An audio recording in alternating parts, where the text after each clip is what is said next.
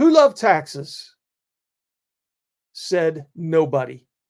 Today, we're going to talk about everybody's not so favorite topic, taxes, specifically capital gains tax. Just like the scroller says, consult with your tax preparer for questions. These are a slippery slope for real estate agents, and we are not permitted to really get into the weeds too much, other than really just a basic overview from about the 20,000 foot level, which is what this is. Hello, everybody. I'm Brian Kapple. I'm with the Athens Real Estate Company.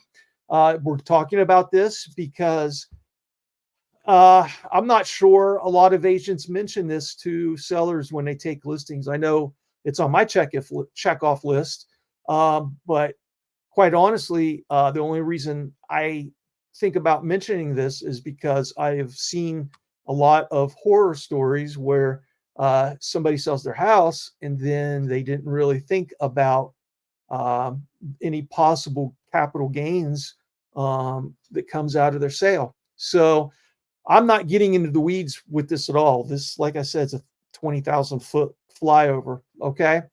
So obviously we aim for a substantial increase in home value. That has happened sort of organically in the last 4 years. In some areas, it could be 40, 45% increase since 2020, excuse me. So the problem is a lot of folks, when they sell their home, who have owned their home for a while, don't understand what the possible tax implications are, right? So just like this says, understanding the problem, many of us who purchased our homes long ago, we've seen huge gains in the value of the residences. So when we ultimately sell, these gains may extend beyond the federal tax law's minimum exclusion amounts. $250,000 for single filers and $500,000 for married couples. So that can give some potential there for leaving us on the hook for a large tax bill, right? So what is the problem with this? So the problem is that these maximum exclusion levels were added to the tax code in 1997. They were not indexed for inflation. So I don't know if that was intentional.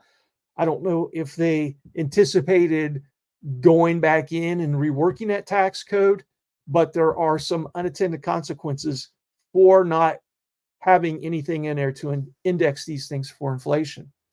So really, these $250,000 and $500,000 numbers you are seeing are from 1997 home values. So that should make a lot of sense, right?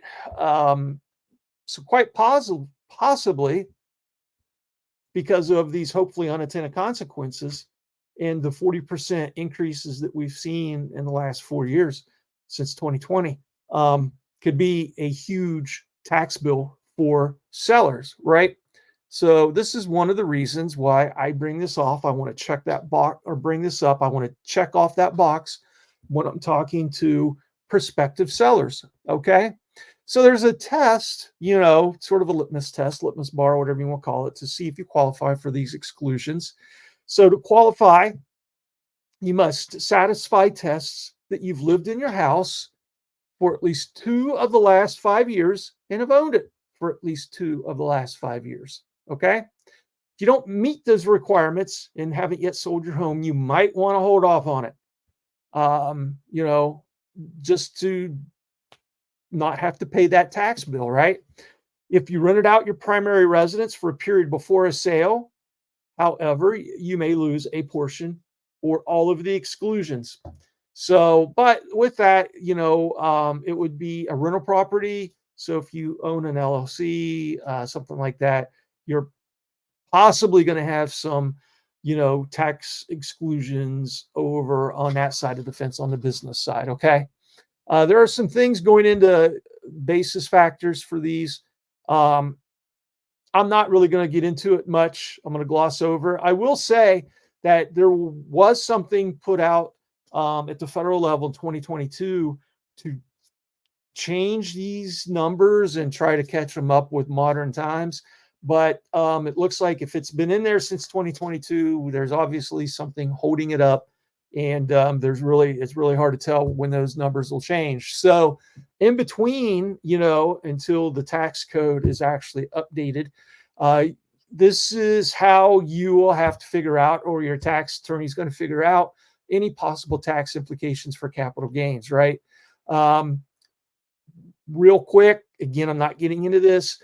You calculate the cost basis of your home. You start with the purchase price. It rarely stays the same over time. And once it's changed, it becomes the adjusted basis. Factors that can increase or decrease your adjusted basis: improvements, additions, money spent to restore property after damages or loss, and legal fees incurred in relation to the property. I've not heard that one before, but obviously that's something you can do. Any decreases: receipt of insurance payments due to a casualty, loss, or theft, tax credits for home energy improvements. Just like this said, if this came out in March of 2024, I actually just came across it today. So like it says, if you've sold your primary home this year, then your 2025 taxes going to have some implications if there are any capital gains. Okay, it's a little bit too late if you sold your home already and have not thought about this. There are some ways to maybe offset any penalties: tax loss harvesting, contribution to a traditional IRA, donation to a qualified charitable organization. I do believe that there's a cap on how much you're able to donate. And then going into 2025, considering some tax changes to maybe help offset anything if you're wanting to sell your property in that tax year. You've got deferral limits for your 401ks, 403bs, 457bs, and Roths and that type of stuff. Okay. So actually, when I was talking about the 2022 bill that has stalled, this thing is called the More Homes on the Market Act. I'll research it to see if it has passed since March of 2024. My guess is probably not, but I'll go ahead and research that. Anyway,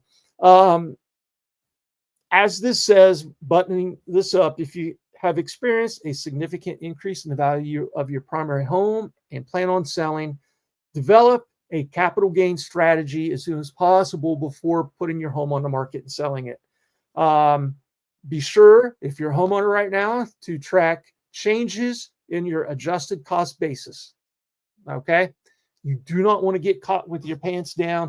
If you sell your home, we've had a huge increase since 2020, and even before 2020, from 1997 to 2020. Obviously, your property has increased in value. Okay?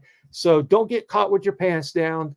If you're going to sell your property, make sure you talk to your listing agent of what they know about this, but more importantly, talk to your tax preparer or your accountant. Hey, everybody, thanks for watching. This is Brian Kapple.